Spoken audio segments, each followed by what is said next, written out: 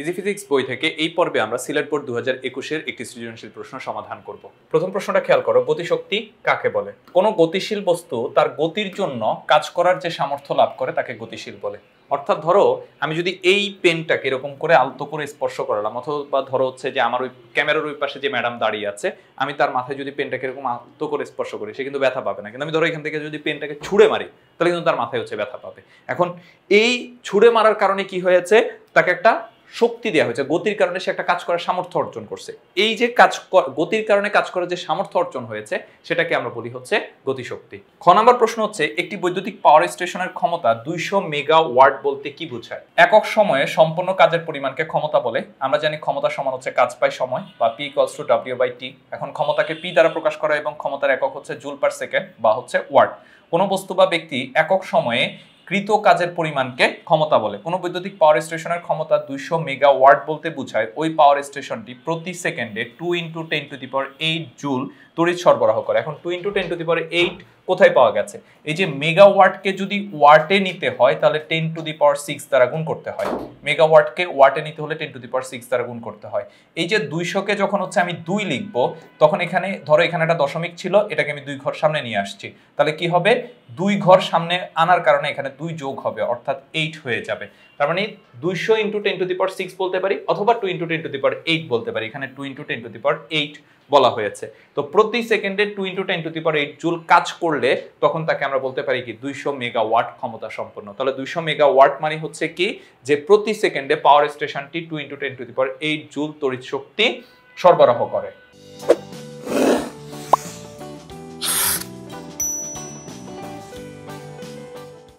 গ নম্বর প্রশ্নে বলল, প্রথম মোটরটি 5 মিনিটে কতটুকু পানি উত্তোলন করবে? 1 কিলোওয়াট ক্ষমতা ও 70% কর্মদক্ষতা বিশিষ্ট একটি মোটর 30 মিটার উচ্চতায় পানি তুলতে ব্যবহৃত হয়।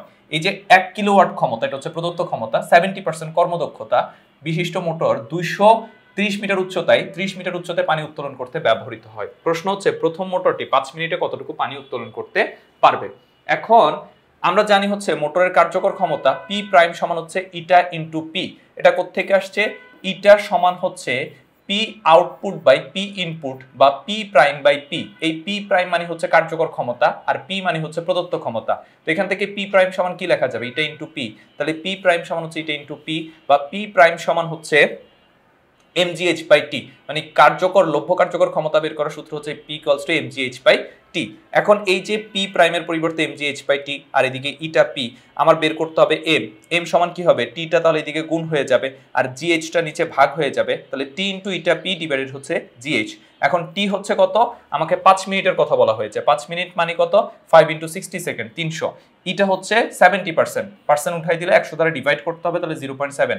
আর P হচ্ছে প্রদত্ত ক্ষমতা 1000, আর ডিভাইডেড হচ্ছে g হচ্ছে 9.8, h হচ্ছে 30। তাহলে ক্যালকুলেশন করলে হচ্ছে 714.29 কেজি পানি উঠাতে পারে।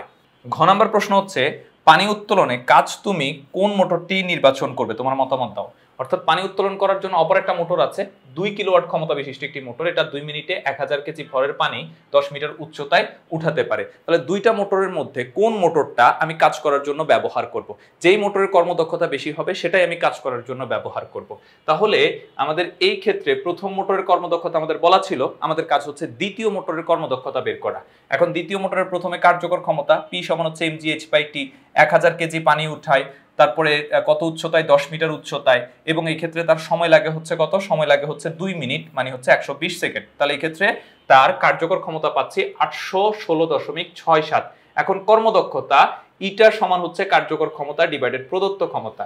এই যে কর্মদক্ষতা ইটা সমান হচ্ছে কার্যকর ক্ষমতা ডিভাইডেড প্রদত্ত ক্ষমতা। কার্যকর ক্ষমতা মাত্র বের করলাম 816.67, আর তার প্রদত্ত ক্ষমতা ছিল 2 কিলোওয়াট ইনটু 100%, তাহলে কত পাচ্ছি? 40.83%। তাহলে একটা হচ্ছে 40.83% আর একটা হচ্ছে 70%। তাহলে কোন মোটরটা ব্যবহার করব? অবশ্যই যে মোটরের কর্মদক্ষতা বেশি সেই মোটরটা ব্যবহার করব। তাহলে এই ক্ষেত্রে আমি পানি উত্তোলনের জন্য প্রথম মোটরটি নির্বাচন করব। এটাই ছিল এই প্রশ্নের সমাধান। আশা করি তোমরা বুঝতে পেরেছো। যারা ইজি ফিজিক্স বই সংগ্রহ করেনি, খুব দ্রুত ইজি ফিজিক্স বই সংগ্রহ করে ফেলবে। সবাই ভালো থাকবে, সুস্থ থাকবে। আল্লাহ হাফেজ।